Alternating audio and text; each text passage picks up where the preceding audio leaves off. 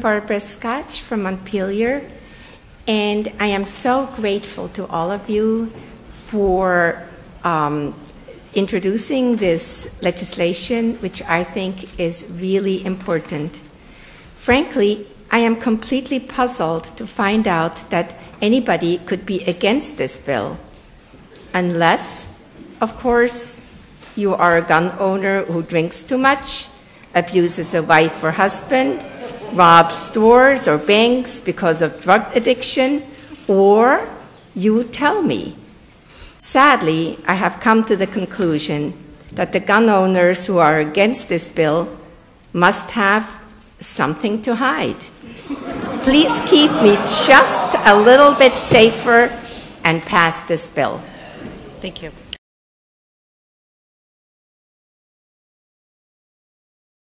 Gun Sense Vermont says Vermont's gun culture must change. Gun Sense Vermont says Vermont's gun laws must change. Vermont is the safest state in the nation for the second year in a row. Yet Gun Sense Vermont says it doesn't have to be like this. Like what? Why is Gun Sense Vermont lying to Vermonters? Despite everything Gun Sense Vermont says about needing to change the Vermont gun culture, there is absolutely nothing wrong with it. Vermont's independent spirit stands as proud testament to how Vermont gun culture is the finest in the nation. For over 2 centuries, Vermont has not had major gun restrictions. Until recently, Vermont politics was controlled by Vermonters. That changed as soon as Gun Sense Vermont appeared in 2013. The tidal wave of anti-gun legislation has never stopped. Gun crimes in Vermont are never committed by law-abiding persons.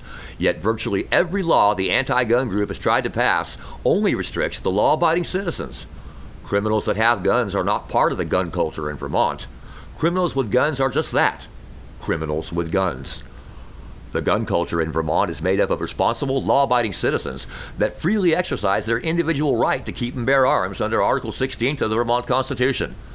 The gun culture in Vermont includes people from all walks of life: Republicans, Democrats, progressives, libertarians, teachers, doctors, lawyers, loggers, firefighters, law enforcement officers, paramedics, cooks, librarians, retirees, moms, dads, grandparents, and students, and yes, even kids.